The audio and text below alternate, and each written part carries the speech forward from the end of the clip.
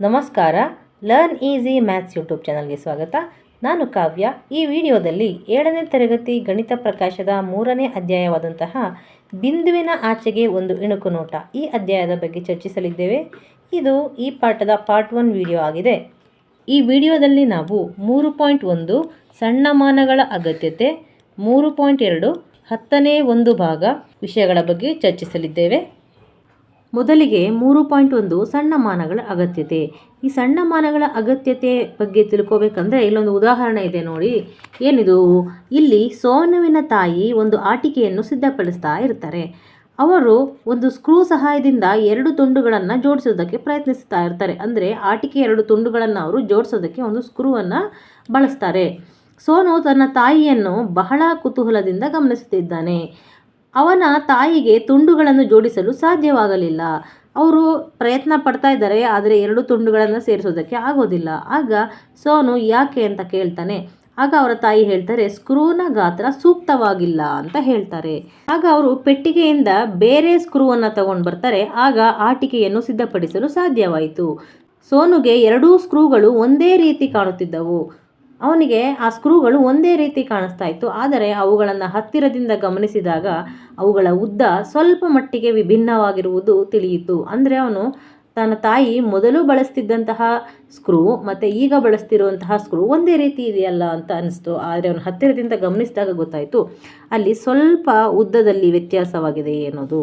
ಉದ್ದದಲ್ಲಿನ ಸಣ್ಣ ವ್ಯತ್ಯಾಸವು ಎಷ್ಟು ಮುಖ್ಯವಾಗಬಹುದು ಎಂಬುದನ್ನು ನೋಡಿ ಸೋನುವಿಗೆ ಆಸಕ್ತಿ ಉಂಟಾಯಿತು. ಹೌದಲ್ವಾ? ಆ ಉದ್ದದಲ್ಲಿನ ಸಣ್ಣ ವ್ಯತ್ಯಾಸವು ಎಷ್ಟು ಮುಖ್ಯವಾಗುತ್ತೆ. ಆ ಸ್ಕ್ರೂ ನೋಡೋದಕ್ಕೆ ಒಂದೇ ರೀತಿ ಇದೆ, ಆದರೆ ಆ ಉದ್ದದಲ್ಲಿನ ಸಣ್ಣ ವ್ಯತ್ಯಾಸ ಏನು ಮಾಡ್ತು, ಅಲ್ಲಿ ಆ ಆಟಿಕೆಯನ್ನು ಸಿದ್ಧಪಡಿಸೋದಕ್ಕೆ ವ್ಯತ್ಯಾಸವನ್ನು ಉಂಟು ಮಾಡ್ತು. ಹಾಗಾದರೆ ಸಣ್ಣ ವ್ಯತ್ಯಾಸವು ಎಷ್ಟು ಮುಖ್ಯ ಅನ್ನೋದನ್ನು ನಾವು ಅರ್ಥ ಮಾಡ್ಕೋಬೇಕು. ಇದನ್ನು ನೋಡಿ ಸೋನುವಿಗೆ ಬಹಳ ಆಸಕ್ತಿ ಉಂಟಾಯಿತು. ಮತ್ತು ಉದ್ದದಲ್ಲಿನ ವ್ಯತ್ಯಾಸವನ್ನು ತಿಳಿದುಕೊಳ್ಳಲು ಅವನಿಗೆ ಕುತೂಹಲವಿತ್ತು. ಅಂದರೆ ಇದು ಮೊದಲೇ ಪುಟ್ಟ ಅಳತೆ ಇರುವಂತಹ ಸ್ಕ್ರೂ, ಆದರೂ ಇವೆರಡರ ಮಧ್ಯದಲ್ಲಿ ಎಷ್ಟು ಉದ್ದ ವ್ಯತ್ಯಾಸ ಇದೆ ಅಂತ ತಿಳ್ಕೊಳ್ಳೋದಕ್ಕೆ ಅವನಿಗೆ ಕುತೂಹಲ ಆಯಿತು. ಸ್ಕ್ರೂಗಳು ಬಹುತೇಕ ಒಂದೇ ರೀತಿ ಕಾಣುತ್ತಿದ್ದರಿಂದ ವ್ಯತ್ಯಾಸ ಎಷ್ಟು ಕಡಿಮೆ ಎಂಬುದನ್ನು ತಿಳಿದುಕೊಳ್ಳುವ ಕುತೂಹಲವೂ ಆಯಿತು. ಎಷ್ಟು ತಿಳಿಬೇಕು ಮತ್ತು ಎಷ್ಟು ಕಡಿಮೆ ಅನ್ನೋದನ್ನು ತಿಳಿಬೇಕು ಅನ್ನೋದು ಅವನಿಗೆ ಕುತೂಹಲ ಉಂಟು ಮಾಡ್ತು. ನೀವು ಇದೇ ರೀತಿ ಕುತೂಹಲವನ್ನು ಹೊಂದಿದ್ದೀರಾ ಅಂತ ನಾನು ಅನ್ಕೋತೀನಿ. ನೆಕ್ಸ್ಟ್ ಮುಂದಿನ ಚಿತ್ರದಲ್ಲಿ ಸ್ಕ್ರೂಗಳು ಒಂದು ಅಳತೆ ಪಟ್ಟಿ ಮೇಲೆ ಇಡಲಾಗಿದೆ. ಅವುಗಳನ್ನು ಅಳತೆ ಮಾಡಿ ಖಾಲಿ ಜಾಗದಲ್ಲಿ ಅವುಗಳ ಉದ್ದವನ್ನು ಬರೆಯಿರಿ. ಇಲ್ಲಿ ಸ್ಕ್ರೂನ ಅಳತೆಯನ್ನು ಬೇರೆ ಬೇರೆ ರೀತಿಯಾದಂತಹ ಅಳತೆ ಪಟ್ಟಿಯಿಂದ ಅಳತೆ ಮಾಡೋದಕ್ಕೆ ಪ್ರಯತ್ನ ಪಡೋಣ. ಇಲ್ಲಿ ಮೊದಲನೇ ಅಳತೆ ಪಟ್ಟಿಯನ್ನು ನೋಡಿ. ಇಲ್ಲಿ ಕೇವಲ 0, 1, 2, 3 ಈ ರೀತಿಯಂತಾದಂತಹ ಸಂಖ್ಯೆಗಳನ್ನು ನಾವು ಅಳತೆ ಪಟ್ಟಿ ಮೇಲೆ ನೋಡ್ಬೋದು. ಇದರಿಂದ ಈ ಸ್ಕ್ರೂನ ಅಳತೆ ಮಾಡೋದಕ್ಕೆ ಆಗುತ್ತಾ ಅಂದರೆ ನೋಡಿ, ಇಲ್ಲಿ ಈ ಸ್ಕ್ರೂನ ಉದ್ದ ಎಲ್ಲಿಗೆ ಬರ್ತಾ ಇದೆ? 2 ಸೆಂಟಿಮೀಟರ್ ಮತ್ತು 3 ಸೆಂಟಿಮೀಟರ್ನ ನಡುವೆ ಬರ್ತಾ ಇದೆ. ಹಾಗಾಗಿ ಇಲ್ಲಿ ಇದರ ಅಳತೆಯನ್ನು ನಾವು ನಿಖರವಾಗಿ ಹೇಳೋದಕ್ಕೆ ಸಾಧ್ಯ ಆಗೋದಿಲ್ಲ. ಈಗ ಎರಡನೇ ರೀತಿಯಾದಂತಹ ಅಳತೆ ಪಟ್ಟಿಯನ್ನು ನೋಡಿ. ಇದರಲ್ಲಿ 0 ಮತ್ತು 1 ಎರಡರ ಮಧ್ಯ ಮತ್ತೊಂದು ಸಣ್ಣ ಗೆರೆ ಇದೆ. ಅಂದರೆ ಇದು ಅರ್ಧ ಸೆಂಟಿಮೀಟರ್ಗೆ ಒಂದು ಗೆರೆಯನ್ನು ಎಳೆದಿದ್ದಾರೆ, ಹೌದಲ್ವಾ? ಇಲ್ಲೂ ಸಹ 1 ಮತ್ತು 2ರ ನಡುವೆ ಒಂದು ಗೆರೆ ಇದೆ. ಇದು 1.5ಯನ್ನು ಸೂಚಿಸುತ್ತೆ, ಇದು 2.5ಯನ್ನು ಸೂಚಿಸುತ್ತೆ, ಹೌದಲ್ವಾ? ಈಗ ಅಳತೆ ಮಾಡೋದಾದರೆ ಈಗಲೂ ಸಹ ಅದು 2.5 ಸೆಂಟಿಮೀಟರ್ಗಿಂತ ಹೆಚ್ಚು ಬರ್ತಾ ಇದೆ, 3 ಸೆಂಟಿಮೀಟರ್ಗಿಂತ ಕಡಿಮೆ ಬರ್ತಿದೆ, ಹೌದಲ್ವಾ? ಈಗಲೂ ಸಹ ನಮಗೆ ನಿಖರವಾದ ಅಳತೆಯನ್ನು ತಗೊಳ್ಳೋದಕ್ಕೆ ಆಗೋದಿಲ್ಲ. ಈಗ 3ನೇ ಅಳತೆ ಪಟ್ಟಿಯನ್ನು ನೋಡಿ. ಇಲ್ಲಿ ಪ್ರತಿ 1 ಸೆಂಟಿಮೀಟರ್ನ 10 ಸಮಭಾಗಗಳಾಗಿ ವಿಭಾಗಿಸಲಾಗಿದೆ. ಈಗ ನಾವು ಈ ಸ್ಕ್ರೂನ ಅಳತೆಯನ್ನು ನಿಖರವಾಗಿ ತಗೊಳ್ಳೋಕ್ಕಾಗತ್ತಾ ಅಂದರೆ ಖಂಡಿತ ಹೌದು. ನೀವಿಲ್ಲಿ ಗಮನಿಸ್ಬೋದು, ಇಲ್ಲಿ ಪ್ರತಿ 1 ಸೆಂಟಿಮೀಟರ್ನ 10 ಭಾಗಗಳಾಗಿ ವಿಭಾಗಿಸಿದ್ದೀವಿ. ಅಂದರೆ ಅದರಲ್ಲಿ ಒಂದು ಭಾಗವನ್ನು ನಾವು 10ನೇ ಒಂದು ಭಾಗ ಅಂತ ಕರಿಬೇಕಾಗತ್ತೆ. ಅಂದರೆ 10ರಲ್ಲಿ ಒಂದು ಭಾಗನ 10ನೇ ಒಂದು ಭಾಗ ಅಂತ ಕರಿತೀವಿ. ಆ ರೀತಿ ಇಲ್ಲಿ 10ನೇ ಒಂದು ಭಾಗಗಳು ಎಷ್ಟಿದೆ? 2 ಪೂರ್ಣವಾಗಿ 2 ಸೆಂಟಿಮೀಟರ್ ಇದೆ ಮತ್ತು ಅದರ ಮುಂದಕ್ಕೆ 10ನೇ ಒಂದು ಎಷ್ಟಿದೆ ಅಂದರೆ 7 ಇದೆ, ಹೌದಲ್ವಾ? ಇಲ್ಲಿಗೆ 5 ಆದರೆ ಇದು 6, 7, 7 10ನೇ ಒಂದಿದೆ ಅಥವಾ 10ನೇ 7 ಇದೆ ಅಂತ ಹೇಳ್ಬೋದು. ಹಾಗಾದರೆ ಈ ಸ್ಕ್ರೂನ ಉದ್ದ ಎಷ್ಟು? 2 ಸೆಂಟಿಮೀಟರ್ ಮತ್ತು 10ನೇ 7 ಸೆಂಟಿಮೀಟರ್ ಅಥವಾ 2 ಮತ್ತು 10ನೇ 7 ಸೆಂಟಿಮೀಟರ್ ಅಂತ ಹೇಳ್ಬೋದು. ಈಗ ಅದೇ ರೀತಿ ಇಲ್ಲಿ ಮತ್ತೊಂದು ಸ್ಕ್ರೂನ ಕೊಟ್ಟಿದ್ದಾರೆ. ಇದರ ಅಳತೆಯನ್ನು ನೋಡೋದಾದರೆ ಈ ಮೊದಲ ಅಳತೆ ಪಟ್ಟಿಯಲ್ಲಿ ನಿಖರವಾಗಿ ಅಳತೆಯನ್ನು ಮಾಡೋದಕ್ಕಾಗೋದಿಲ್ಲ. ಇದರ ಅಳತೆ ಎಷ್ಟು ಅಂತ ಹೇಳಿದರೆ ಯಾವ ರೀತಿ ಬರೀಬಹುದು? ಇದು 3 ಸೆಂಟಿಮೀಟರ್ ಮತ್ತು 4 ಸೆಂಟಿಮೀಟರ್ಗಳ ನಡುವೆ ಅಂತ ಬರಿಬಹುದು, ಹೌದಲ್ವಾ?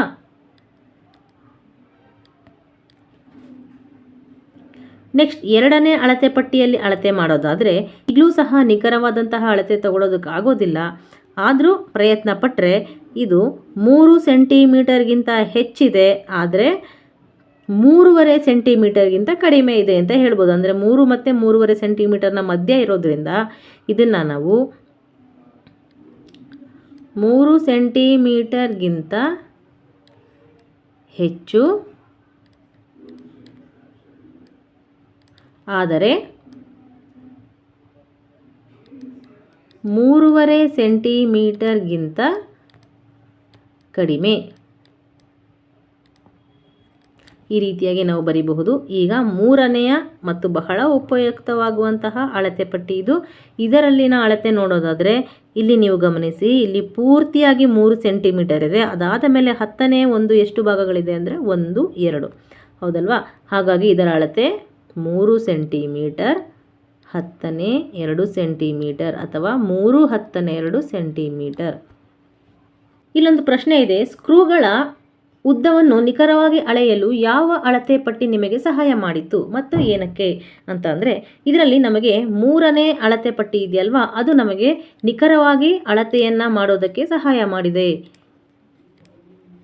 ಯಾಕೆ ಅಂತ ಅಂದರೆ, ಈ ಅಳತೆ ಪಟ್ಟಿಯಲ್ಲಿ ಪ್ರತಿ 1 ಸೆಂಟಿಮೀಟರ್ನ 10 ಸಮಭಾಗ ಮಾಡಿರೋದ್ರಿಂದ ನಮಗೆ ಸಣ್ಣ ಮಾನಗಳನ್ನು ನಿಖರವಾಗಿ ಅಳತೆ ಮಾಡೋದಕ್ಕೆ ಸಾಧ್ಯ ಆಗುತ್ತೆ. ಹಾಗಾಗಿ 3ನೇ ಅಳತೆ ಪಟ್ಟಿ ನಮಗೆ ಉಪಯುಕ್ತವಾಗುತ್ತೆ. ನೆಕ್ಸ್ಟ್ ಮತ್ತೊಂದು ಪ್ರಶ್ನೆ, 2 10ನೇ 7 ಸೆಂಟಿಮೀಟರ್ ಇದರ ಅರ್ಥವೇನು? ಅಂದರೆ ಆ ಸ್ಕ್ರೂನ ಅಳತೆ ಪೂರ್ತಿಯಾಗಿ 2 ಸೆಂಟಿಮೀಟರ್ ಇದೆ. ಅದಾದ ನಂತರ 2 ಸೆಂಟಿಮೀಟರ್ನ ನಂತರ 2ರಿಂದ 3 ಸೆಂಟಿಮೀಟರ್ ಒಳಗಿನ ಅಳತೆಯನ್ನು ಸರಿಯಾಗಿ 10 ಭಾಗಗಳಾಗಿ ವಿಭಾಗಿಸಲಾಗಿದೆ. ಅದರಲ್ಲಿ ಒಂದನ್ನು 10ನೇ ಒಂದು ಭಾಗ ಅಂತ ಕರಿತೀವಿ. ಆ ರೀತಿಯ 10ನೇ ಒಂದು ಭಾಗ 7 ಇದೆ ಅಂತ ಅರ್ಥ, ಹೌದಲ್ವಾ? ಹಾಗಾಗಿ ಇದು 10ನೇ 7 ಆಗುತ್ತೆ. ಅಂದರೆ ಪೂರ್ಣವಾಗಿ 2 ಸೆಂಟಿಮೀಟರ್ ಮತ್ತು 10ನೇ ಒಂದು ಭಾಗ 7 ಇದೆ. ಹಾಗಾಗಿ ಇದನ್ನು ನಾವು 2 10ನೇ 7 ಸೆಂಟಿಮೀಟರ್ ಅಂತ ಕರಿತೀವಿ.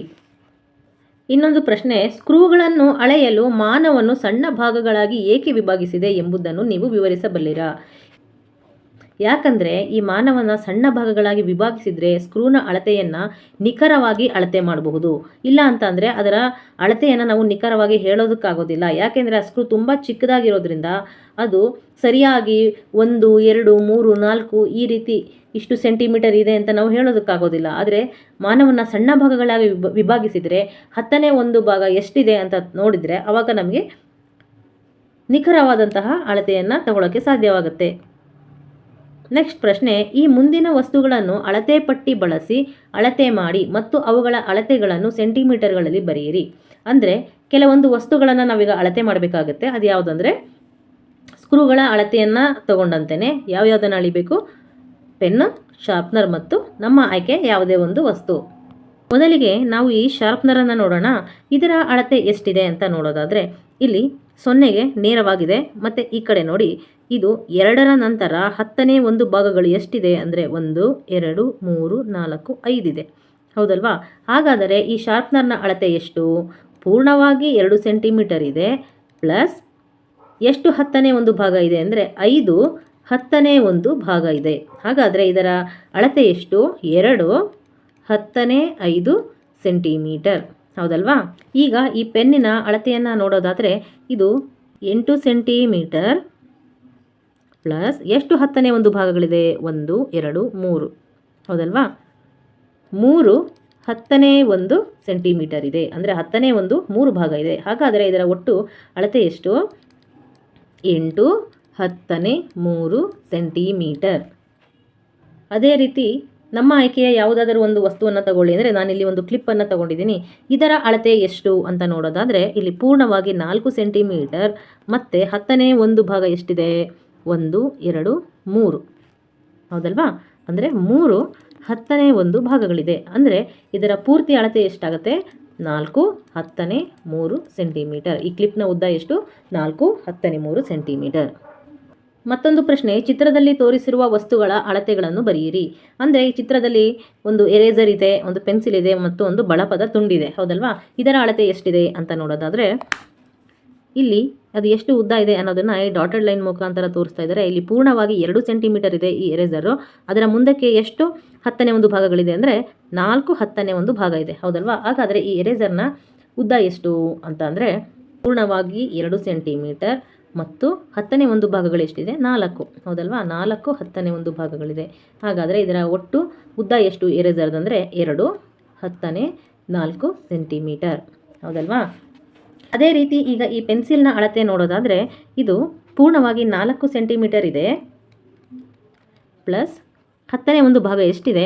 5 ಇದೆ, ಹೌದಲ್ವಾ? ಹಾಗಾದರೆ 5/10 ಭಾಗ ಇದೆ. ಹಾಗಾದರೆ ಇದರ ಪೂರ್ತಿ ಅಳತೆ ಎಷ್ಟು? 4/5 ಸೆಂಟಿಮೀಟರ್ ಆಗುತ್ತೆ, ಹೌದಲ್ವಾ? ಈ ಬಳಪದ ಅಳತೆಯನ್ನು ನೋಡೋದಾದರೆ ಇದು ಪೂರ್ಣವಾಗಿ 1 ಸೆಂಟಿಮೀಟರ್ ಇದೆ, ಅದರ ನಂತರ 4/10 ಭಾಗಗಳಾಗಿದೆ. ಹಾಗಾಗಿ ಇದರ ಅಳತೆ ಎಷ್ಟಿರುತ್ತೆ? 1/10 ಸೆಂಟಿಮೀಟರ್, ಹೌದಲ್ವಾ? ನೆಕ್ಸ್ಟ್ 3.2 10ನೇ ಭಾಗ. ಈ 10ನೇ ಭಾಗ ಅಂದರೆ ಎಷ್ಟು ಅಂತ ಅಂದರೆ ಈಗ 1 ಇರುತ್ತೆ, ಈ 1ನ್ನು ಸಮವಾಗಿ 10 ಭಾಗಗಳಾಗಿ ವಿಭಾಗಿಸಿದರೆ ಅದರಲ್ಲಿ ಪ್ರತಿಯೊಂದು ಭಾಗವನ್ನು ನಾವು 10ನೇ ಭಾಗ ಅಂತ ಕರಿತೀವಿ. ಮುಂದಿನ ಚಿತ್ರದಲ್ಲಿ ತೋರಿಸಿರುವ ಪೆನ್ಸಿಲ್ನ ಉದ್ದ 3/10 ಮಾನಗಳು, ಹೌದಲ್ವಾ? ಅಂದರೆ ಈ ಪೆನ್ಸಿಲ್ನ ಉದ್ದ ಎಷ್ಟಿದೆ ಇದರಲ್ಲಿ? ಈ ಅಳತೆ ಪಟ್ಟಿಯಲ್ಲಿ ಇದು ಸೆಂಟಿಮೀಟರ ಮೀಟರ ಯಾವುದನ್ನು ಇಲ್ಲಿ ನಿಖರವಾಗಿ ಹೇಳಿಲ್ಲ. ಹಾಗಾಗಿ ನಾವು ಇದನ್ನು ಮಾನಗಳು ಅಂತಲೇ ಕರಿಬೇಕಾಗತ್ತೆ. ಹಾಗಾಗಿ ಇದು 3/10 ಮಾನಗಳು, ಹೌದಲ್ವಾ? ಇದರಲ್ಲಿ ಪೂರ್ಣವಾಗಿ 3 ಮಾನಗಳಿದೆ ಮತ್ತು 4/10 ಹೌದಲ್ವಾ? ಇದರಲ್ಲಿ 4/10 ಹಾಗಾಗಿ ಇದನ್ನು ನಾವು 3 ಮಾನಗಳು ಮತ್ತು 4/10 ಎಂದು ಸಹ ಓದಬಹುದು. ಅಂದರೆ ಅದರ ಅರ್ಥ ಏನು? ಇಲ್ಲಿ 3 ಮಾನಗಳು ಎಷ್ಟಿದೆ? 1 ಇದೆ, ಇಲ್ಲಿಂದ ಇಲ್ಲಿವರೆಗೆ 3 ಮಾನದ್ದು 1 ಇದೆ, ಮತ್ತು 10ನೇ ಎಷ್ಟಿದೆ ಅಂದರೆ 4 ಇದೆ ಅನ್ನೋದನ್ನು ಇದರಲ್ಲಿ ನಾವು ಅರ್ಥ ಮಾಡ್ಕೋಬಹುದು. ಈ ಕೆಳಗಡೆ ಇರುವಂತಹ ಅಳತೆ ಪಟ್ಟಿಯನ್ನು ಗಮನಿಸಿ. ಇಲ್ಲಿ ಪ್ರತಿ ಒಂದು ಮಾನವನ್ನು 10 ಸಮಭಾಗಗಳಾಗಿ ವಿಭಾಗಿಸಿದ್ದೀವಿ, ಹೌದಲ್ವಾ? ಇಲ್ಲಿ ಯಾವುದೇ 2 ಅನುಕ್ರಮ ಸಂಖ್ಯೆಗಳನ್ನು ತಗೊಳ್ಳಿ. ಇಲ್ಲಿ ಈ 2 ಸಂಖ್ಯೆಗಳನ್ನು 10 ಸಮಭಾಗಗಳಾಗಿ ವಿಭಾಗಿಸಲಾಗಿದೆ, ಹೌದಲ್ವಾ? ಈಗ ಉದಾಹರಣೆಗೆ ಈ 0 ಮತ್ತು 1ರ ನಡುವೆ ನಾವು ನೋಡೋದಾದರೆ ಇದನ್ನು 10 ಸಮಭಾಗಗಳಾಗಿ ವಿಭಾಗಿಸಲಾಗಿದೆ, ಹೌದಲ್ವಾ? ಅಂದರೆ ಪ್ರತಿಯೊಂದನ್ನು ನಾವು 10ನೇ ಅಂತ ಕರಿತೀವಿ. ಈ 10ನೇ ಎಷ್ಟು ಸಾರಿ ಇದೆ ಅಂದರೆ 10 ಬಾರಿ ಇದೆ. ಯಾಕೆ ಅಂದರೆ ಇಲ್ಲಿ 10 ಭಾಗಗಳಾಗಿ ವಿಭಾಗಿಸಲಾಗಿದೆ.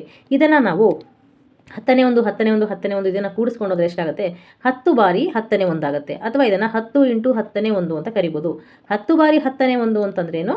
ಅದು 1 ಮಾನ ಆಗುತ್ತೆ, ಮತ್ತೆ ಅದು 1 ಮಾನಕ್ಕೇ ಸಮ ಆಗುತ್ತೆ, ಹೌದಲ್ವಾ? ಈ ಉದ್ದವು 34/10 ಮಾನಗಳಿಗೆ ಸಮವಾಗಿರುತ್ತದೆ.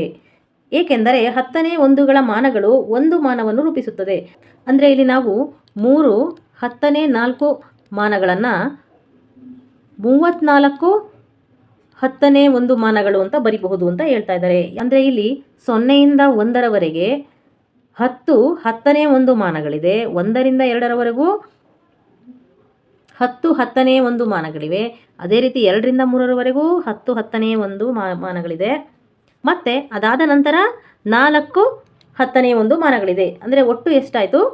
ಒಟ್ಟು 34/10 ಮಾನಗಳಿದೆ, ಹೌದಲ್ವಾ? ಹಾಗಾಗಿ ಇದನ್ನು ನಾವು 3/10 34/10 ಅಂತಲೂ ಕರಿಬಹುದು, ಅಥವಾ ಇದನ್ನು ನಾವು ಸರಳವಾಗಿ 10/34 ಅಂತಲೂ ಸಹ ಬರಿಬಹುದು. ಇಲ್ಲಿ ಕೆಳಗೆ ಗಮನಿಸಿ, ಇಲ್ಲಿ 34/10 ಅಂತ ಇದೆಯಲ್ವಾ, ಅದನ್ನು ನಾವು 10/34 ಅಂತ ಬರಿತೀವಿ. ಅದರ ಅರ್ಥ ಏನು? 10/10 ಅಂದರೆ 10/10 ಅಂದರೆ 10/10 ಆಗುತ್ತೆ. ಮತ್ತು ಇಲ್ಲಿಂದ ಇಲ್ಲಿಗೆ 10/10 ಇದು ಪ್ಲಸ್ ಆಗಬೇಕು, ಪ್ಲಸ್ 10/4 ಒಟ್ಟು 34/10 ಹೌದಲ್ವಾ?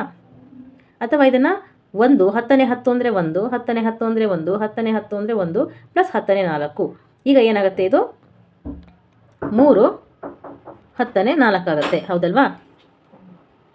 ಈಗ ಭಿನ್ನಾಂಶ ಘಟಕಗಳನ್ನು ಹೊಂದಿರುವ ಕೆಲವು ಸಂಖ್ಯೆಗಳನ್ನು ಮತ್ತು ಅವುಗಳನ್ನು ಹೇಗೆ ಓದುವುದು ಎಂಬುದನ್ನು ಮುಂದೆ ತೋರಿಸಲಾಗಿದೆ. ಈಗ ಇಲ್ಲೊಂದು ಹೊಸ ಪದ ಬಂತು, ಭಿನ್ನಾಂಶ ಘಟಕಗಳು ಅಂತ.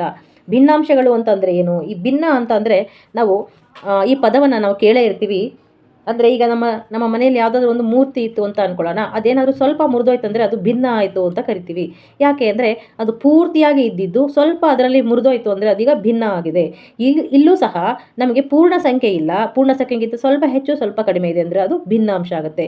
ಅಂದರೆ ಅದು ಪೂರ್ತಿ ಇಲ್ಲ. ಉದಾಹರಣೆಗೆ ಈಗ 3 ಇದೆ, ಇದು ಪೂರ್ಣಾಂಶ ಆಗುತ್ತೆ. ಭಿನ್ನಾಂಶ 3/2, 3/3 ಈ ರೀತಿ ಇದೆ, ಅಥವಾ 10ನೇ 1, 10ನೇ 2 ಇದು ಏನಾಗುತ್ತೆ, ಭಿನ್ನಾಂಶ ಆಗುತ್ತೆ. ಇದು ಪೂರ್ಣವಾಗಿಲ್ಲ. ಹಾಗಾಗಿ ಇಲ್ಲೂ ಸಹ ಸಂಖ್ಯೆಗಳಿಗೆ ನಾವು ಭಿನ್ನ ಅನ್ನೋ ಪದವನ್ನು ಬಳಸ್ತಿದ್ದೀವಿ.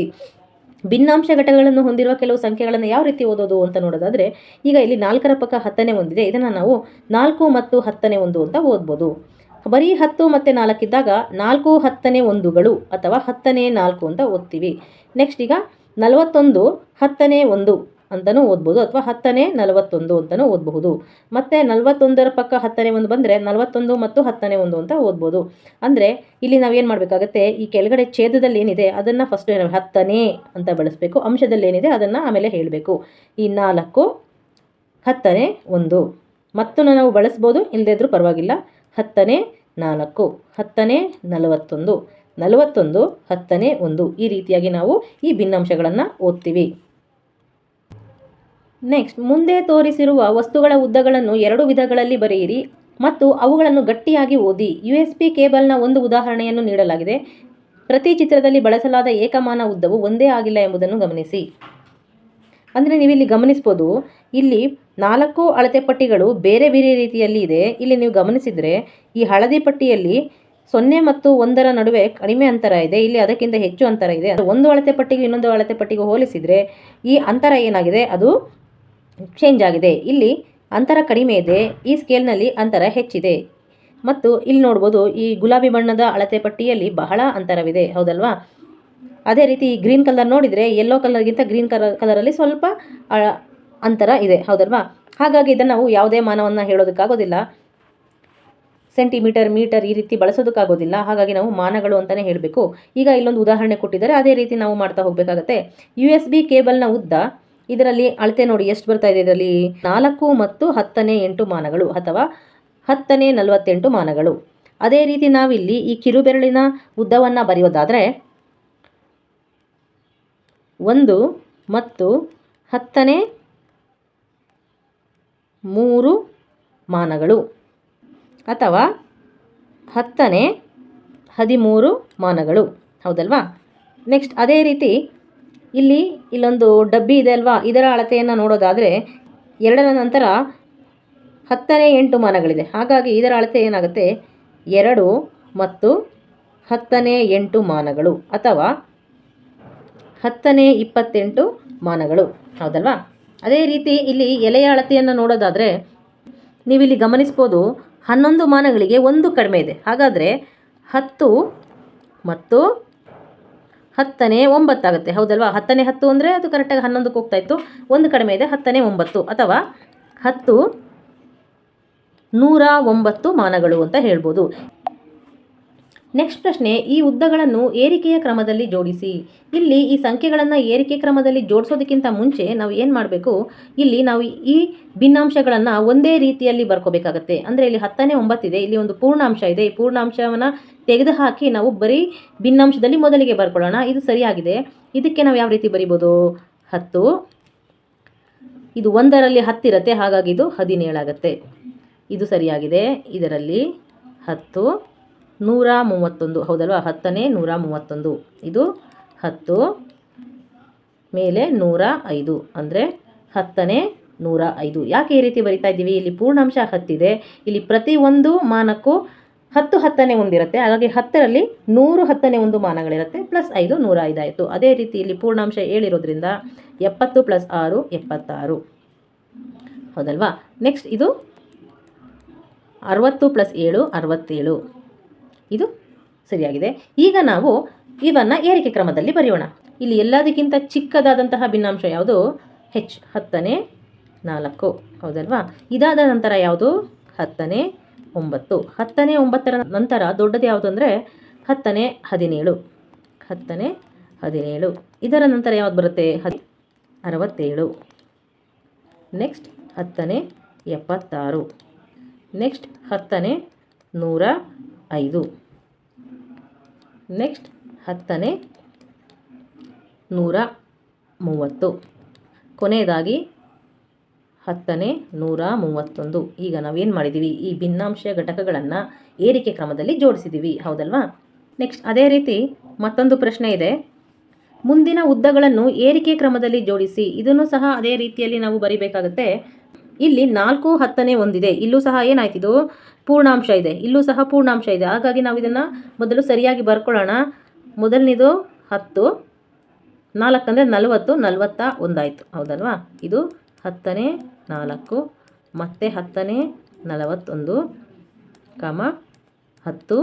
ಇಲ್ಲಿ ನೋಡಿ 41 ಇದೆ, 41 ಅಂದರೆ 410 ಆಯಿತು. 410 + 1 ಅಂದರೆ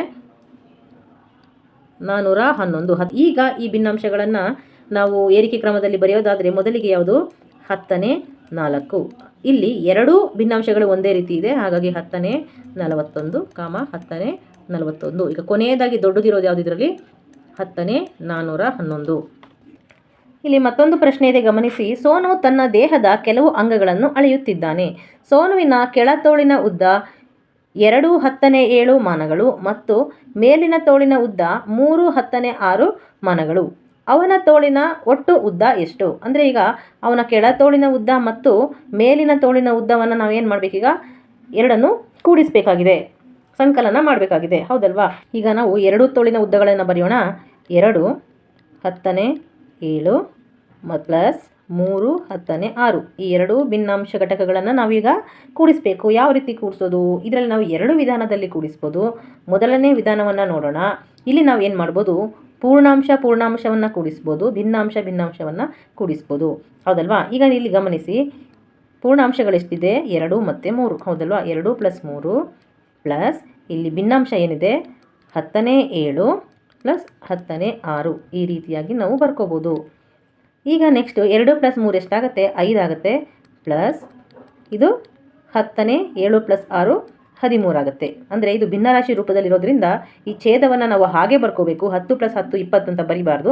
ಕೇವಲ ನಾವು ಅಂಶವನ್ನು ಕೂಡಿಸಬೇಕು. 7 + 6 13 ಆಯಿತು, ಹೌದಲ್ವಾ? ಈಗ ನಾವೇನು ಮಾಡ್ಬೋದು ಅಂದರೆ ಇಲ್ಲಿ ನಮಗೆ ಗೊತ್ತಿದೆ 10ನೇ 10 ಅಂದರೆ 1 ಅಂತ ಅರ್ಥ, ಹೌದಲ್ವಾ? ಇಲ್ಲಿ 10ನೇ 13 ಇದೆ, ಹಾಗಾಗಿ ನಾವು ಇದನ್ನು ಏನಂತ ಬರಿಬೋದು? 5. ಈ 10ನೇ 13ನ್ನು 10ನೇ 10 ಪ್ಲಸ್ 10ನೇ 3 ಅಂತ ಬರಿಬೋದು, ಹೌದಲ್ವಾ? ಇದನ್ನು ನಾವೇನು ಬರೆದಿದ್ದೀವಿ? 10ನೇ 13ನ್ನು 10ನೇ 10 ಪ್ಲಸ್ 10ನೇ 3 ಅಂತ ಬರೆದಿದ್ದೀವಿ. ಈಗ ಈ 5ನ್ನು ಹಾಗೆ ಬರೆದ್ರೆ ಈ 10ನೇ 10ರ ಬದಲಾಗಿ ನಾನು 1 ಅಂತ ಬರಿಬಹುದು, ಹೌದಲ್ಲ? ಈಗ 10ನೇ 3ನ್ನು ಹಾಗೆ ಬರಿತೀನಿ. ಈಗ 5 + 1ನ್ನು ಕೂಡಿಸಿದರೆ 6 ಬರುತ್ತೆ, ಪ್ಲಸ್ 10ನೇ 3 ಉಳಿಯುತ್ತೆ. ಈಗ 6 + 10ನೇ 3 ಅಂದರೆ ಎಷ್ಟು? 6 10ನೇ 3 ಮಾನಗಳು, ಹೌದಲ್ವಾ? ಈಗ ಈ ಸೋನುವಿನ ಕೆಳತೋಳು ಮತ್ತು ಮೇಲಿನ ತೋಳಿನ ಉದ್ದ ಎಷ್ಟಾಯಿತು? 6 ಮತ್ತು 10ನೇ 3 ಮಾನಗಳು, ಹೌದಲ್ಲ? ಇದು ಮೊದಲನೇ ವಿಧಾನ. ಇದನ್ನು ಬಿಟ್ಟು ಇನ್ನೊಂದು ಎರಡನೇ ವಿಧಾನ ಏನು ಅಂತ ನೋಡೋಣ. ಎರಡನೇ ವಿಧಾನದಲ್ಲಿ 2 10ನೇ 7 ಪ್ಲಸ್ 3 10ನೇ 6 ಈ ರೀತಿಯಾಗಿ ಬರ್ಕೊಳ್ಬೇಕು. ಬರ್ಕೊಂಡು ಏನು ಮಾಡ್ತೀವಿ? ಈಗ ಈ ಭಿನ್ನಾಂಶವನ್ನು ಕೂಡಿಸಬೇಕು, ಪೂರ್ಣಾಂಶವನ್ನು ಕೂಡಿಸಬೇಕು. ಈಗ ಇಲ್ಲಿ ನೋಡಿ 10ನೇ 6 ಮತ್ತು 10ನೇ 7 ಎರಡನ್ನು ಕೂಡಿಸಿದರೆ ಎಷ್ಟಾಗುತ್ತೆ? 10ನೇ 13 ಆಗುತ್ತೆ, ಹೌದಲ್ವಾ? ಈಗ 2 + 3 ಎಷ್ಟು? 5. ಈಗ ಇಷ್ಟು ಉಳಿದಿದೆ. ಆದರೆ ಇದನ್ನು ನಾವು ಹಿಂದಿನ ವಿಧಾನದಲ್ಲಿ ಬರೆದ ರೀತಿಯಲ್ಲಿ 13ರಲ್ಲಿ 1ನ್ನು ನಾವು ಈ ಕಡೆ ತಗೊಳ್ಬೋದು. ಈಗ ನಾವು ಯಾವ ರೀತಿ ಈಗ ಕೂಡಬೇಕಾದ್ರೆ ದಶಕ ಬಂದರೆ ಪಕ್ಕಕ್ಕೆ ಕೊಡ್ತೀವಿ, ಅದೇ ರೀತಿ ಇಲ್ಲಿ ನಾವು 10ಕ್ಕಿಂತ ಜಾಸ್ತಿ ಬಂದರೆ ಅದನ್ನು ನಾವು ಪಕ್ಕಕ್ಕೆ ದಶಕ ಕೊಡಬೇಕಂದ್ರೆ ಇಲ್ಲಿ 13ರಲ್ಲಿ 10ನ್ನು ನಾವು ಪಕ್ಕಕ್ಕೆ ಕಳಿಸಿದರೆ ಇದು 5 ಏನಾಯ್ತು? ಈಗ 6 ಆಯಿತು. ಇಲ್ಲಿ ಉಳ್ಕೊಂಡಿದ್ದು 10ನೇ 3. ಈ ರೀತಿಯಾಗೂ ಸಹ ನಾವು ಬರೀಬಹುದು. ಅಂದರೆ 10ನೇ 13ರಲ್ಲಿ 10ನೇ 10 ಅಂದರೆ 1 ಅಲ್ವಾ? ಆ 1ನ್ನು ಈ ಕಡೆ ಕಳಿಸಿ 3ನ್ನು ಮಾತ್ರ ಉಳಿಸ್ಕೊಳ್ಳೋದು. ಈಗ ಸಹ ನಮಗೆ ಅದೇ ಉತ್ತರನೇ ಸಿಕ್ಕಿದೆ, 6 ಮತ್ತು 10ನೇ 3 ಮಾನಗಳು. ಮತ್ತೊಂದು ಪ್ರಶ್ನೆ, ಒಂದು ಜೇನುನೊಣದ ದೇಹದ ಭಾಗಗಳ ಉದ್ದಗಳನ್ನು ನೀಡಲಾಗಿದೆ, ಅದರ ಒಟ್ಟು ಉದ್ದವನ್ನು ಕಂಡುಹಿಡಿಯಿರಿ. ಅಂದರೆ ಇಲ್ಲಿ ನೋಡಿ, ಒಂದು ಜೇನುಹುಳ ಇದೆ, ಅದರ ದೇಹದ ಭಾಗಗಳ ಉದ್ದವನ್ನು ಕೊಟ್ಟಿದ್ದಾರೆ. ನಾವೀಗ ಅಷ್ಟನ್ನು ಕೂಡಿಸಿ ಎಷ್ಟು ಬರುತ್ತೆ ಅಂತ, ಅದರ ಉದ್ದ ಎಷ್ಟು ಬರುತ್ತೆ ಅನ್ನೋದನ್ನು ನೋಡೋಣ. ಇಲ್ಲಿ ಮೊದಲಿಗೆ ತಲೆಯ ಉದ್ದ ಎಷ್ಟಿದೆ? 2 10ನೇ 3 ಮಾನಗಳು. ಎದೆಗೂಡು 5 ಮತ್ತು 10ನೇ 4 ಮಾನಗಳು. ಹೊಟ್ಟೆ ಎಷ್ಟಿದೆ? 7 10ನೇ 5 ಮಾನಗಳು, ಹೌದಲ್ವಾ? ಈಗ ನಾವು ಎರಡೂ ವಿಧಾನದಲ್ಲೂ ಉತ್ತರ ಕಂಡುಹಿಡಿಯೋದಕ್ಕೆ ಪ್ರಯತ್ನ ಪಡೋಣ. ಮೊದಲನೇ ವಿಧಾನ ಏನಿದು? ಪೂರ್ತಿಯಾಗಿ ಕೂಡಿಸೋದು, ಅಂದರೆ ಭಿನ್ನಾಂಶಗಳನ್ನು ಕೂಡಿಸೋದು ಮತ್ತು ಪೂರ್ಣಾಂಶಗಳನ್ನು ಕೂಡಿಸೋದು. ಫಸ್ಟ್ ಪೂರ್ಣಾಂಶಗಳನ್ನು ನೋಡಿ, 2 + 5 + 7, ಹೌದಲ್ಲ? ಪ್ಲಸ್ ಭಿನ್ನಾಂಶಗಳು 10ನೇ 3 ಪ್ಲಸ್ 10ನೇ 4 ಪ್ಲಸ್ 10ನೇ 5. ಈಗ ನೋಡಿ ಪೂರ್ಣಾಂಶಗಳನ್ನು ಕೂಡಿಸಿ 2 + 5 7 7 7 14 ಪ್ಲಸ್ 10ನೇ 3 + 4 7 7 5 ಎಷ್ಟು 12. ಹೌದಲ್ವಾ? ಈಗ ನಮಗೆ ಗೊತ್ತಿದೆ ಇಲ್ಲಿ 10ಕ್ಕಿಂತ ಜಾಸ್ತಿ ಆಯಿತು, ಹಾಗಾಗಿ ನಾನು ಇದನ್ನು 14 ಪ್ಲಸ್ 10ನೇ 10 ಪ್ಲಸ್ 10ನೇ 2 ಅಂತ ಬರಿಬೋದು. ಹೌದಲ್ವಾ? ಈಗ ಈ 10ನೇ 10ನ್ನು ಏನು ಮಾಡ್ತಾ ಇದ್ದೀನಿ, 1ಕ್ಕೆ ನಾನು ಪರಿವರ್ತಿಸ್ತಾ ಇದ್ದೀನಿ. ಅಂದರೆ 14 ಪ್ಲಸ್ ಈ 10ನೇ 10ನ್ನು 1 ಅಂತ ಬರಿಬೋದು, ಪ್ಲಸ್ 10ನೇ 2ನ್ನು ಹಾಗೆ ಬರಿಬೋದು. ಈಗ 14 + 1 ಎಷ್ಟಾಯಿತು? 15 ಆಯಿತು. ಈಗ ಮತ್ತೆ ಈ ಪ್ಲಸ್ಸನ್ನು ಬರೆಯೋ ಅವಶ್ಯಕತೆ ಇಲ್ಲ. 15 ಮತ್ತು 10ನೇ 2 ಮಾನಗಳು. ಇದನ್ನು ನಾವು ಎರಡನೇ ವಿಧಾನದಲ್ಲಿ ಉತ್ತರವನ್ನು ಕಂಡುಹಿಡಿಯೋದಕ್ಕೆ ಪ್ರಯತ್ನ ಪಡೋದಾದರೆ, ಮೊದಲಿಗೆ ನಾನೀಗ 2 10ನೇ 3ನ್ನು ಬರಿಬೇಕು, ಅದರ ಕೆಳಗೆ 5 10ನೇ 4ನ್ನು ಬರಿಬೇಕು, ಅದರ ಕೆಳಗೆ 7 10ನೇ 5ನ್ನು ಬರೀಬೇಕು. ಹೌದಲ್ಲ? ಈಗ ಭಿನ್ನಾಂಶಗಳನ್ನು ಕೂಡಿಸೋಣ. 10ನೇ 4 3 7 7 5 12 10ನೇ 12 2 5 7 7 7 14. ಹೌದಲ್ಲ? ಈಗ 10ನೇ 12ನ್ನು ಗಮನಿಸಿ, ಇಲ್ಲಿ 10ಕ್ಕಿಂತ ಜಾಸ್ತಿ ಆಯಿತು, ಹಾಗಾಗಿ ನಾವು ಇಲ್ಲಿಗೆ 1ನ್ನು ಕೊಡೋಣ. ಅಂದರೆ 15 10ನೇ 2 ಮಾನಗಳು. ಹೌದಲ್ವಾ? ಇದು ಏನಾಯಿತು? ಈ ಜೇನುಹುಳದ ಭಾಗಗಳ ಉದ್ದ ಆಯಿತು. ಮತ್ತೊಂದು ಪ್ರಶ್ನೆ ಇದೆ, ಆದರೆ ಇದು ಸಂಕಲನ ಅಲ್ಲ, ವ್ಯವಕಲನ ಮಾಡಬೇಕಾಗತ್ತೆ. ಗಮನಿಸಿ, ಚಿತ್ರದಲ್ಲಿ ತೋರಿಸಿರುವಂತೆ ಶೈಲಜಾ ಅವರ ಕೈ ಉದ್ದ ಎಷ್ಟಿದೆ? ಶೈಲಜಾ ಅವರ ಕೈನ ಉದ್ದ ಎಷ್ಟಿದೆ? 12 ಮತ್ತು 10ನೇ 4 ಮಾನಗಳಿದೆ. ಮತ್ತು ಅವರ ಅಂಗೈ ಅಂದರೆ ಇಲ್ಲಿಂದ ಇಲ್ಲಿವರೆಗೆ ಮಾತ್ರ 6 10ನೇ 7 ಮಾನಗಳಿದೆ. ಅತಿ ಉದ್ದವಾದ ಬೆರಳಿನ ಉದ್ದ ಎಷ್ಟು ಅಂತ ಕಂಡುಹಿಡಿಬೇಕಂದ್ರೆ, ಇಲ್ಲಿದೆಯಲ್ಲ ಅತಿ ಉದ್ದವಾದ ಬೆರಳಿನ ಉದ್ದವನ್ನು ಕಂಡುಹಿಡಿಬೇಕಂದ್ರೆ ನಾವು ಏನು ಮಾಡಬೇಕು? ಪೂರ್ಣ ಉದ್ದದಿಂದ ಈ ಅಂಗೈನ ಉದ್ದವನ್ನು ಕಳೆದರೆ ನಮಗೆ ಅತಿ ಉದ್ದವಾದ ಬೆರಳಿನ ಉದ್ದ ಸಿಗುತ್ತೆ. ಈಗ ನಾವೇನು ಮಾಡಬೇಕು? ಮೊದಲ ವಿಧಾನದಲ್ಲಿ ಪ್ರಶ್ನೆಗೆ ಉತ್ತರವನ್ನು ಕಂಡುಹಿಡಿಯೋಣ. 12 10ನೇ 4 ಮೈನಸ್ 6 10ನೇ 7 ಇದೆ. ಹೌದಲ್ವಾ? ಈಗ ಪೂರ್ಣಾಂಶಗಳನ್ನು ಮೊದಲು ಬರ್ಕೊಳ್ಬೇಕು. 12 ಮೈನಸ್ 6 ಪ್ಲಸ್ 10ನೇ 4 ಮೈನಸ್ 10ನೇ 7. ಈಗ 12ರಲ್ಲಿ 6 ಕಳೆದರೆ ಎಷ್ಟಾಗುತ್ತೆ? ಮತ್ತೆ 6 ಬರುತ್ತೆ. ಮತ್ತೆ ಪ್ಲಸ್ ಇಲ್ಲಿ ನೋಡಿ 10 4 ಮೈನಸ್ 7. ಇಲ್ಲಿ 4ರಿಂದ 7ನ್ನು ಕಳೆಯೋದಕ್ಕಾಗೋದಿಲ್ಲ. 7ರಿಂದ 4ನ್ನು ಕಳೆಯೋಣ. 7ರಿಂದ 4 ಕಳೆದರೆ 3 ಬರುತ್ತೆ. ಆದರೆ ಇಲ್ಲಿ ಚಿಕ್ಕ ಸಂಖ್ಯೆಯಿಂದ ದೊಡ್ಡ ಸಂಖ್ಯೆಯನ್ನು ಕಳೀತಾ ಇರೋದ್ರಿಂದ ನಾವಿಲ್ಲಿ ಮೈನಸ್ ಹಾಕಬೇಕಾಗತ್ತೆ. ಇದನ್ನು ನಾವು 6 ಈ ಬ್ರ್ಯಾಕೆಟ್ನ ತೆಗೆಯೋದಾದರೆ ಪ್ಲಸ್ ಇಂಟು ಮೈನಸ್ ಮೈನಸ್ ಆಯಿತು. 6 ಮೈನಸ್ 10ನೇ 3. ಅಂದರೆ ನಾವೀಗ ಏನು ಮಾಡಬೇಕು? ನಾವೀಗ 6 ಮಾನಗಳಲ್ಲಿ ಇದ್ದೀವಿ, ಅಲ್ಲಿಂದ 10ನೇ 3 ಮಾನಗಳು ಹಿಂದಕ್ಕೆ ಹೋಗಬೇಕು. ಅಂದರೆ ಎಲ್ಲಿ ಬರುತ್ತೆ ಅದು? 5 10ನೇ 7. 5 ಮತ್ತು 10ನೇ 7 ಮಾನಗಳು ಉದ್ದ ಬೆರಳಿನ ಉದ್ದವಾಗಿದೆ. ಈಗ ಇದೇ ಪ್ರಶ್ನೆಗೆ ನಾವು ಎರಡನೇ ವಿಧಾನದಿಂದ ಉತ್ತರವನ್ನು ಕಂಡುಹಿಡಿಯೋದಾದರೆ, ಅಂದರೆ ಮೈನಸ್ ಮಾಡಬೇಕಲ್ವಾ? 12 10ನೇ 4 ಮೈನಸ್ 6 10ನೇ 7. ಈಗ ನಾವೇನು ಮಾಡಬೇಕು? ಇದನ್ನು ಕಳಿಬೇಕಾಗುತ್ತೆ. ಈಗ ನೋಡಿ, ಇಲ್ಲಿ 10ನೇ 4ರಿಂದ 10ನೇ 7ನ್ನು ನಾವು ಕಳಿಬೇಕು. ಆದರೆ ಇಲ್ಲಿ ನೋಡಿ 10ನೇ 4 ಚಿಕ್ಕ ಸಂಖ್ಯೆ ಆಯಿತು. ಹಾಗಾಗಿ ನಾವೇನು ಮಾಡಬೇಕು? ನಾವು ಸಾಮಾನ್ಯವಾಗಿ ವ್ಯವಕಲನ ಮಾಡಬೇಕಂದ್ರೆ ಪಕ್ಕದ ಮನೆಯಿಂದ ದಶಕ ತಗೊಳ್ತೀವಲ್ವ, ಅದೇ ರೀತಿ ಇಲ್ಲಿ ನಾವು 12ರಿಂದ ಒಂದು ದಶಕ ಇಲ್ಲಿ ತಗೊಂಡ್ರೆ ಏನಾಯ್ತಿದು? ಇದು 14 ಆಯಿತು. ಇದು ಏನಾಯಿತು? 11 ಆಯಿತು. ಹೌದಲ್ವಾ? ಈಗ ನೋಡಿ, 14ರಲ್ಲಿ 7 ಕಳೆದರೆ ಎಷ್ಟಾಯಿತು? 7. ಅಂದರೆ 10ನೇ 7 ಮತ್ತು 11ರಲ್ಲಿ 6 ಕಳೆದರೆ 5. 5 10ನೇ 7 ಮಾನಗಳು. ಏನಿದು? ಉದ್ದ ಬೆರಳಿನ ಉದ್ದ. ಮುಂದಿನ ಪ್ರಶ್ನೆ, 2 ಉದ್ದಗಳನ್ನು 10ನೇ 1 ಭಾಗಕ್ಕೆ ಪರಿವರ್ತಿಸುವ ಮೂಲಕ ವ್ಯತ್ಯಾಸವನ್ನು ಲೆಕ್ಕ ಹಾಕಲು ಪ್ರಯತ್ನಿಸಿ. ಅಂದರೆ ಈ ಪ್ರಶ್ನೆ ಏನಿದೆ, ಈ ಪ್ರಶ್ನೆಯಲ್ಲಿ ನಾವು ಪೂರ್ಣಾಂಶ ಮತ್ತು ಭಿನ್ನಾಂಶವನ್ನು ಇಟ್ಕೊಂಡು ಉತ್ತರವನ್ನು ಬರಿತಾ ಇದ್ವಿ ಅಲ್ವಾ? ಅಂದರೆ ಸಂಕಲನ ಮತ್ತು ವ್ಯವಕಲನ ಮಾಡ್ತಾ ಇದ್ವಿ ಅಲ್ವಾ? ಈ ಪೂರ್ಣಾಂಶವನ್ನು ಬಿಟ್ಟು ಭಿನ್ನಾಂಶದಲ್ಲೇ ಇದಕ್ಕೆ ಉತ್ತರ ಕಂಡುಹಿಡಿಯೋದಕ್ಕೆ ಪ್ರಯತ್ನ ಪಡ್ಬೋದು. ಅಂದರೆ ಹೌದು, ಈಗ 12 10ನೇ 4 ಇದೆ ಅಲ್ವಾ? ಇದನ್ನು ನಾವು ಯಾವ ರೀತಿ ಬರಿಬೋದು? 10 12 ಅಂದರೆ 120 124 ಆಯಿತು. ಮತ್ತು ಈ 6 10ನೇ 7ನ್ನು ಯಾವ ರೀತಿ ಬರೀಬಹುದು? 10 60 67 10ನೇ 67 ಈ ರೀತಿ ಬರೀಬೋದು. ಇವೆರಡನ್ನು ನಾವೀಗ ಆರಾಮವಾಗಿ ವ್ಯವಕಲನ ಮಾಡ್ಬೋದು. ಹೌದಲ್ವಾ? 10ನೇ 124 ಮೈನಸ್ 10ನೇ 67. ಈಗ ಎರಡನ್ನು ಕಳೆದರೆ ಎಷ್ಟು ಬರುತ್ತೆ? 10ನೇ 57 ಬರುತ್ತೆ. ಮತ್ತೆ ಇದನ್ನು ಯಾವ ರೀತಿ ಬರಿಬಹುದು? 57ರಲ್ಲಿ 50ನ್ನು ಪೂರ್ಣಾಂಶ ತಗೊಂಡ್ರೆ 5 10ನೇ 7. ಈಗಲೂ ಸಹ ಅದೇ ಉತ್ತರವನ್ನು ನಾವು ಪಡಿತೀವಿ. ಹೌದಲ್ವಾ? ಇದು ಸಹ ಒಂದು ಸುಲಭವಾದ ವಿಧಾನನೇ ಆಯಿತು. ಮುಂದಿನ ಪ್ರಶ್ನೆ, ಒಂದು ಸೆಲೆಸ್ಟಿಯಲ್ ಪರ್ಲ್ ಡ್ಯಾನಿಯೋ ದ ಉದ್ದ ಎಷ್ಟಿದೆ? 2 ಮತ್ತು 10⁴ ಸೆಂಟಿಮೀಟರ್ ಇದೆ. ಮತ್ತು ಫಿಲಿಪೈನ್ ಗೋಬಿ ಇದರ ಉದ್ದ 10�9 ಸೆಂಟಿಮೀಟರ್ ಇದೆ. ಇವುಗಳ ಉದ್ದಗಳಲ್ಲಿನ ವ್ಯತ್ಯಾಸ ಎಷ್ಟು? ಅಂದರೆ ಇಲ್ಲಿ ಚಿತ್ರದಲ್ಲಿ ಕೊಟ್ಟಿದ್ದಾರಲ್ವಾ 2 ಮೀನುಗಳು, ಇವುಗಳ ಉದ್ದವನ್ನು ಸಹ ಕೊಟ್ಟಿದ್ದಾರೆ. ಇವುಗಳ ವ್ಯತ್ಯಾಸವನ್ನು ಕಂಡುಹಿಡಿಬೇಕು. ಅಂದರೆ ಏನು ಮಾಡಬೇಕೀಗ? 2 10⁴ ಸೆಂಟಿಮೀಟರ್ ಮತ್ತು 10�9 ಸೆಂಟಿಮೀಟರ್ ಇದೆ. ಇವೆರಡರ ನಡುವಿನ ವ್ಯತ್ಯಾಸವನ್ನು ಕಂಡುಹಿಡಿಬೇಕು. ಇಲ್ಲಿ ನಾವು ಎರಡನೇ ವಿಧಾನವನ್ನು ಅನುಸರಿಸಿ ಲೆಕ್ಕವನ್ನು ಮಾಡೋದಕ್ಕೆ ಪ್ರಯತ್ನ ಪಡೋಣ. ಈಗ 2 10⁴ ಇದೆ, ಇಲ್ಲಿ 10�9 ಇದೆ, ಹೌದಲ್ವಾ? ಈಗ ಇವೆರಡನ್ನು ನಾವು ಕಳಿಬೇಕಾಗತ್ತೆ. ಇಲ್ಲಿ ಈ 4ರಿಂದ 9 ಕಳಿಯೋದಕ್ಕಾಗೋದಿಲ್ಲ. ಹಾಗಾಗಿ ಇಲ್ಲಿಂದ ಇಲ್ಲಿಗೆ ದಶಕ ತಗೊಳ್ಳೋಣ. ಇದು 14 ಆಯಿತು, ಇದು 1 ಆಯಿತು, ಹೌದಲ್ವಾ? 14ರಲ್ಲಿ 9 ಕಳೆದರೆ ಎಷ್ಟಾಗುತ್ತೆ? 5. ಅಂದರೆ 10⁵. ಮತ್ತು ಇಲ್ಲಿ ಏನಿಲ್ಲ ಅಂದರೆ 0 ಅಲ್ವಾ? 1ರಲ್ಲಿ 0 ಕಳೆದರೆ 1. ಹಾಗಾದರೆ ಈ 2 ಮೀನುಗಳ ನಡುವಿನ ಉದ್ದದಲ್ಲಿನ ವ್ಯತ್ಯಾಸ ಎಷ್ಟಿದೆ? 1 ಮತ್ತು 10⁵ ಸೆಂಟಿಮೀಟರ್ ಅಥವಾ 1.5 ಸೆಂಟಿಮೀಟರ್ ಅಂತ ಹೇಳ್ಬೋದು. ನೆಕ್ಸ್ಟ್, ನಿಮ್ಮ ಬೆರಳಿಗೆ ಹೋಲಿಸಿದರೆ ಈ ಮೀನುಗಳು ಎಷ್ಟು ದೊಡ್ಡವು? ಇದನ್ನು ನಾವು ಬೆರಳಿಗೆ ಹೋಲಿಸಿದರೆ ನಮ್ಮ ಬೆರಳಿನಲ್ಲಿ ಒಂದು ಗೆರೆ ಇದೆಯಲ್ವಾ, ಆ ಗೆರೆಯಷ್ಟು ಉದ್ದ ಇದು ಬರ್ಬೋದು. ಈ ಮೊದಲಿನ ಮೀನೇನು ಬರುತ್ತೆ, ನಮ್ಮ ಬೆರಳಿನಲ್ಲಿ 2 ಗೆರೆಗಳನ್ನು ಸೇರಿಸಿದರೆ ಈ ಸೆಲೆಸ್ಟಿಯಲ್ ಪರ್ಲ್ ಡ್ಯಾನಿಯೋನ ಅಳತೆ ಅಷ್ಟು ಸಿಗುತ್ತೆ. ಮತ್ತು ಫಿಲಿಪೈನ್ ಗೋಬಿ ಅಂತೂ ತುಂಬ ಚಿಕ್ಕದಿದೆ. ಇದಕ್ಕೆ ನಮ್ಮ ಬೆರಳಿನಲ್ಲಿ 1 ಗೆರೆಯವರೆಗೆ ಎಷ್ಟು ಉದ್ದ ಬರುತ್ತೆ ಅಷ್ಟು ಉದ್ದ ಇದೆ ಅಂತ ಹೇಳ್ಬೋದು ಇದನ್ನು. ಮುಂದಿನ ಪ್ರಶ್ನೆ, ಕೊಟ್ಟಿರುವ ಸಂಖ್ಯೆಗಳ ಕ್ರಮವನ್ನು ಗಮನಿಸಿ, ಪ್ರತಿ ಪದದ ನಂತರದ ಬದಲಾವಣೆಯನ್ನು ಗುರುತಿಸಿ ವಿನ್ಯಾಸವನ್ನು ವಿಸ್ತರಿಸಿ. ಅಂದರೆ ಇಲ್ಲಿ ಸಂಖ್ಯೆಗಳನ್ನು ಕೊಟ್ಟಿದ್ದಾರೆ, ಇವುಗಳನ್ನು ಗಮನಿಸಬೇಕು, ಇವುಗಳ ಕ್ರಮಗಳನ್ನು ಗಮನಿಸಬೇಕು.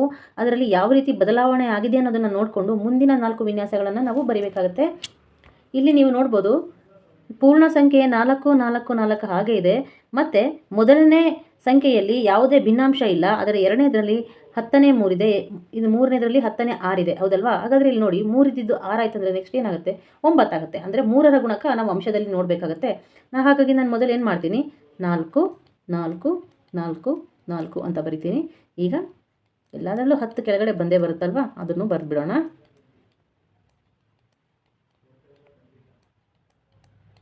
ಈಗ ಮೇಲುಗಡೆ ನೋಡೋಣ. 3 6 9 12 15 18, ಹೌದಲ್ವಾ? ಈಗ ನಾವು ಬೇಕಿದ್ರೆ ಇಲ್ಲಿ 10⁻12 ಇದೆ, ಅಂದರೆ ಇದರಲ್ಲಿ 10⁻10 ಪ್ಲಸ್ 10⁻2 ಅಂತ ಬರಿಬೋದು, ಹೌದಲ್ವಾ? ಇಲ್ಲಿ 10⁻12 ಇದೆ, ಇದನ್ನು ನಾವು 10⁻10 ಪ್ಲಸ್ 10⁻2 ಅಂತ ಬರಿಬೋದು. ಹಾಗಾಗಿ 10⁻10 ನಾನು ಒಂದು ಈ ಕಡೆ ಕಳಿಸಿದ್ರೆ ಏನಾಗುತ್ತೆ? 5 10⁻2. ಇಲ್ಲಿಯೂ ಸಹ ನಾನು ಇಲ್ಲಿ 10 ಈ ಕಡೆ ಕೊಟ್ಟರೆ 5 10⁻5, ಈ ಕಡೆ 5 10⁻8, ಈ ರೀತಿಯೂ ಸಹ ನಾವು ಬರೀಬಹುದು. ನೆಕ್ಸ್ಟ್ ಮುಂದಿನ ವಿನ್ಯಾಸವನ್ನು ನೋಡೋಣ. ಇಲ್ಲಿ ಪೂರ್ಣಾಂಶ 8 8 ಇದೆ, ಆಮೇಲೆ 9 ಇದೆ.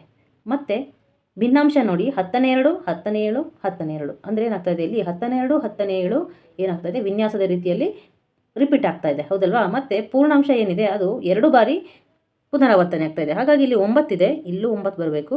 ಆಮೇಲೆ 10 10 ನಂತರ 11, ಹೌದಲ್ವಾ? ಒಂದು ಪೂರ್ಣಾಂಶ 2 ಬಾರಿ ಬರಬೇಕು. ಆಮೇಲೆ 10⁻2 ಇದ್ದಿದ್ದು 10⁻7 ಆಯಿತು. ಈಗ 12 ಮತ್ತು 10⁻7, ಈಗ 10⁻2 10⁻7 10⁻2, ಹೌದಲ್ವಾ? ಈಗ ಸಿ ವಿನ್ಯಾಸವನ್ನು ನೋಡೋಣ. ಇಲ್ಲಿ 2 ಸಂಖ್ಯೆಗಳನ್ನು ಕೊಟ್ಟಿದ್ದಾರೆ, 7 10⁻6 8 10⁻7. ಇಲ್ಲಿ ಗಮನಿಸಿ, 7 ಇದ್ದಿದ್ದು 8 ಆಯಿತು, ಜೊತೆಗೆ 6 ಇದ್ದಿದ್ದು 7 ಆಯಿತು. ಅಂದರೆ ಒಂದೊಂದು ಜಾಸ್ತಿ ಆಗ್ತಾ ಹೋಗ್ಬೇಕು, ಹೌದಲ್ವಾ? 7 ಇದ್ದಿದ್ದು 8 ಆಯಿತು, ಈಗ 9 10 11 12. ನೆಕ್ಸ್ಟ್ ಇದು 10⁻6 10⁻7, ಈಗ 10⁻8 10⁻9 10⁻10 10⁻11 ಬರಬೇಕು, ಹೌದಲ್ವಾ? ಹಾಗಾದರೆ ಇಲ್ಲಿ ನೋಡಿ, ಮುಂದಿನ 4 ವಿನ್ಯಾಸಗಳು ಯಾವುದು? 9 10⁻8 10 10⁻9 11 10⁻10 12 10⁻11. ಈ 11 10⁻10ನ್ನು 12 ಅಂತಲೂ ಡೈರೆಕ್ಟ್ ಬರಿಬೋದು. ಮತ್ತು ಇಲ್ಲಿ ನೋಡಿ, 12 10⁻11ರಲ್ಲಿ 10ನ್ನು ಇಲ್ಲಿ ಕೊಟ್ಟರೆ ಎಷ್ಟಾಗುತ್ತೆ? 13 10⁻1 ಅಂತಲೂ ಸಹ ಇದನ್ನು ಬರಿಬಹುದು. ಡಿ ಪ್ರಶ್ನೆಯನ್ನು ನೋಡೋಣ. 5 10⁻7 5 10⁻3. ಈಗ ಈ 2 ವಿನ್ಯಾಸಗಳನ್ನು ಗಮನಿಸಿ. ಇಲ್ಲಿ 5 10ನೇ ಹೇಳಿದ್ದು 5 10ನೇ 3 ಆಯಿತು. ಅಂದರೆ ಇಲ್ಲಿ ಕಡಿಮೆ ಆಗ್ತಾ ಇದೆಯಲ್ಲ ವಿನ್ಯಾಸ, ಹಾಗಾದರೆ ಇಲ್ಲಿ ವ್ಯವಕಲನ ಆಗ್ತಾ ಇದೆ. ಅಂದರೆ ಇಲ್ಲಿ 10ನೇ ಹೇಳಿದ್ದು 10ನೇ 3 ಆಗಿದೆ ಅಂದರೆ 10ನೇ 4ರಷ್ಟು ಕಡಿಮೆ ಆಗ್ತಾ ಇದೆ, ಹೌದಲ್ವಾ? ಈಗ 5 10ನೇ 3ರಲ್ಲಿ 10ನೇ 4 ಕಡಿಮೆ ಆದರೆ ಎಷ್ಟು ಸಿಗುತ್ತೆ? ಈಗ ಇಲ್ಲಿ 10ನೇ 3 ಇದೆ, 10ನೇ 3 ತೆಗೆದಾಕಿದ್ರೆ 5 ಆಯಿತು. ಮತ್ತೆ 10ನೇ 1 ತೆಗೆದರೆ 4, 10ನೇ 9 ಬರುತ್ತೆ, ಹೌದಲ್ವಾ? ಆಗ 10ನೇ 4 ಕಡಿಮೆ ಆದಂಗೆ ಆಗುತ್ತೆ. ಈಗ ಇದರಲ್ಲಿ 10ನೇ 4ಅನ್ನು ಕಡಿಮೆ ಮಾಡಿದ್ರೆ ಎಷ್ಟಾಗುತ್ತೆ? 4 10ನೇ 5, ಹೌದಲ್ವಾ? ಮತ್ತು 10ನೇ 4ಅನ್ನು ಕಡಿಮೆ ಮಾಡಿದರೆ 10 4 10ನೇ 1. ಮತ್ತೆ ಇದರಲ್ಲಿ 4ಅನ್ನು ಕಡಿಮೆ ಮಾಡಿ ಇಲ್ಲಿ 10ನೇ 1 ಇದೆ, 1 ಕಡಿಮೆ ಮಾಡಿದರೆ 4 ಆಗುತ್ತೆ. ಮತ್ತೆ 3ಅನ್ನು ತೆಗೆದರೆ 3 10ನೇ 7 ಆಗುತ್ತೆ. ಈ ವಿನ್ಯಾಸವನ್ನು ನೋಡಿ, ಇಲ್ಲಿ 13 10ನೇ 5, ಇಲ್ಲಿ ಬರೀ 13. ಈಗ 12 10ನೇ 5 ಅಂದರೆ ಇಲ್ಲಿ 13ವರೆ 10ನೇ 5 ಅಂದರೆ ಅರ್ಧ ಅಂತ ಹೇಳ್ಬೋದಲ್ವಾ? 13ವರೆ 13 ಆಯಿತು, 12ವರೆ 12 ಆಗಬೇಕು. ಅಂದರೆ ಇಲ್ಲಿ 13ವರೆ 13 ಆಯಿತು, 12ವರೆ 12 ಆಗಬೇಕು. ಅಂದರೆ ಅರ್ಧ ಅರ್ಧ ಕಡಿಮೆ ಮಾಡ್ತಾ ಹೋಗಬೇಕು. ಈಗ 12ವರೆ ಇದೆ, ನೆಕ್ಸ್ಟ್ 12, ಮತ್ತೆ ಅರ್ಧ ತೆಗೆದಾಕಿದ್ರೆ 11ವರೆ ಅಲ್ವಾ? 11 10ನೇ 5, ಮತ್ತೆ ಅರ್ಧ ತೆಗಿರಿ, ಬರೀ 11, ಮತ್ತೆ ಇನ್ನು 10ನೇ 5 ತೆಗೆದಾಕಿ 10 10ನೇ 5, ಹೌದಲ್ಲ? ನೆಕ್ಸ್ಟ್ ಎಫ್ ಕ್ವಶನನ್ನು ನೋಡಿ, ಇಲ್ಲಿ ಪೂರ್ಣಾಂಶ 11 ಇದೆ, 10 ಆಯಿತು, 9 ಆಯಿತು, ಒಂದೊಂದೇ ಕಡಿಮೆ ಆಗ್ತಾಯಿದೆ. ಮತ್ತು ಇಲ್ಲಿ ಭಿನ್ನಾಂಶವನ್ನು ಗಮನಿಸಿ, 10ನೇ 5 10ನೇ 4 10ನೇ 3 ಅಂದರೆ 10ನೇ 1 ಕಡಿಮೆ ಆಗ್ತಾ ಹೋಗ್ತಾ ಇದೆ, ಹೌದಲ್ವಾ? ಪೂರ್ಣಾಂಶನೂ ಒಂದು ಕಡಿಮೆ ಆಗ್ತಾ ಇದೆ, ಭಿನ್ನಾಂಶನೂ 10ನೇ 1 ಕಡಿಮೆ ಆಗ್ತಾ ಇದೆ. ಹಾಗಾದರೆ ಇಲ್ಲಿ ಎಷ್ಟು ಬರಬೇಕು? 9 ಆದಮೇಲೆ 8 ಬರುತ್ತೆ, ಇಲ್ಲಿ 7 ಬರುತ್ತೆ, 6 ಬರುತ್ತೆ, 5 ಬರುತ್ತೆ, ಅದಲ್ಲ? ಈಗ 10ನೇ 3 ಇದೆ, 10ನೇ 2 ಬರಬೇಕು. ಈಗ ಇಲ್ಲಿ 10ನೇ 1 ಬರಬೇಕು, 10ನೇ 0 ಅಂತ ಬರುತ್ತೆ. ಈಗ 10ನೇ -1 ಅಂತ ಬರುತ್ತೆ. ಈಗ ನೀವು ಗಮನಿಸಿ, ಇಲ್ಲಿ ನಾವು 10ನೇ 0ಯನ್ನು ಬರೆಯೋದಕ್ಕೆ ಸಾಧ್ಯನಾ? ಇಲ್ಲ ಅಲ್ವಾ? 10ನೇ 0 ಅಂದರೆ ನಾವು ಯಾವುದೇ ಭಾಗವನ್ನು ತಗೊಂಡಿಲ್ಲ ಅಂತ ಅರ್ಥ. ಹಾಗಾಗಿ ಇದನ್ನು 10ನೇ 0 ಅಂತ ಬರೆಯೋದ್ರ ಬದಲು ಕೇವಲ 6 ಅಂತ ಬರೆದ್ರೆ ಸಾಕು. ಈಗ 5 10ನೇ -1 ಅಂತ ಇರುತ್ತಾ ಎಲ್ಲಾದರೂ? ಇಲ್ಲ ಅಲ್ವಾ? ಅದರ ಅರ್ಥ ಏನು? 5 10ನೇ -1 ಅಂದರೆ 5ರಲ್ಲಿ ಮತ್ತೆ 10ನೇ 1ಅನ್ನು ಕಳಿಬೇಕಾಗುತ್ತೆ. ಆಗ ಎಷ್ಟು ಬರುತ್ತೆ? 4 10ನೇ 9, ಹೌದಲ್ವಾ? ಓಕೆ ಫ್ರೆಂಡ್ಸ್, ಇಲ್ಲಿಗೆ ಈ ವಿಡಿಯೋ ಮುಕ್ತಾಯ ಆಗ್ತಾ ಇದೆ. ಮತ್ತೆ ನಾನು ಪಾರ್ಟ್ 2 ವಿಡಿಯೋದೊಂದಿಗೆ ನಿಮ್ಮನ್ನು ಭೇಟಿ ಆಗ್ತೀನಿ. Thank you for watching and keep learning.